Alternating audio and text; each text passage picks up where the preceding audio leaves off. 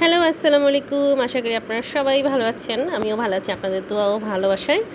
তো আমি একটা ছোট্ট ভিডিও নিয়ে আসছি। সেটা হচ্ছে মাশরুমের। এই যে দেখেন, আমি এত পছন্দ করি মাশরুম খেতে। আমার বাসায় কত মাশরুম, কত ভ্যারাইটিস। তো আমি যখন পারি তখন কাঁচাটাই খাওয়ার চেষ্টা করি, কিন্তু যখন আমি কাঁচাটা পাই না তখন আমি এই শুকনা এটা তো আমার বাসায় সবসময় থাকে। আর এই শুকনো মাশরুমগুলো, এটা হচ্ছে ওয়েস্টার মাশরুম, আমাদের দেশি যে মাশরুমটা, ওইটা আমি বেশি করে এনে ওয়াশ করে আমি নিজেই শুকিয়ে রেখেছি। জাস্ট গরম পানিতে দিই, তারপরে কিছুক্ষণ রেখে দিয়ে তারপর ওটা আপনি যেভাবে ব্যবহার করেন সেভাবেই। আর এটা হচ্ছে ব্ল্যাক ফাঙ্গাস মাশরুম। এটা মূলত আমি জাপসে রান্না করার সময় এটা ব্যবহার করি, এটা ছাড়া জাপসে হয় না। তো এটাও আমি অনেক দিন যাবৎ খাই। মানে এটা এগুলো আমি বেশি খাই। এটা আমি মাত্র 2বার খেয়েছি। এর আগে আমি ফ্রেশটা খেয়েছিলাম, কাঁচাটা খুবই ভালো লাগছে স্যুপে। আর এবার আমি এই শুকনাটা এনেছি, এবার শুকনাটা খেয়ে দেখব যে এটা কেমন। দেখেন, এখানে লিখেই দিছে প্রথমে একটু গ্রান নিন। তো এখনও খুলি নাই, খুলবো, খাবো। এগুলো সবগুলোই জাপসেতে মূলত এইটা আর এই 2টা মাশরুম লাগে। ঠিক আছে, ভিজিয়ে রাখতে হয় 4 ঘন্টা আগে, এরপর নর্মালি যেভাবে মাশরুমটা কাটেন ওভাবেই। কিন্তু এইবার আমি ভাবছি এই জাপসেতে, আচ্ছা জাপসে হচ্ছে কোরিয়ান একটা রেসিপি, সুইট পটেটো ফ্লাওয়ার দিয়ে নুডলস তৈরি করে। তো গ্লাস নুডলস বলে।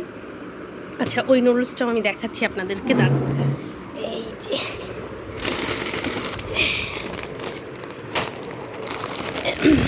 এই হচ্ছে আমার সবচেয়ে পছন্দের নুডলসের মধ্যে অন্যতম। এটা হচ্ছে, এই যে এটা হচ্ছে নর্মালি কালার, আর এই হচ্ছে জাপস। এটা কোরিয়ান নুডলস, কোরিয়ান মার্ট থেকে আনা হয়েছে। তো এইটা রান্না করার জন্য মূলত আমি এই মাশরুমটা আর এই মাশরুমটা ব্যবহার হয়, ঠিক আছে। কিন্তু আমি ভাবলাম যে এইবার আমি এই সবগুলো মাশরুম একটু একটু করে দিব। হ্যাঁ, এই হচ্ছে রেসিপি। এটাতে গাজর লাগবে, পালং শাক লাগবে, আর মাশরুম আর বিফ লাগবে।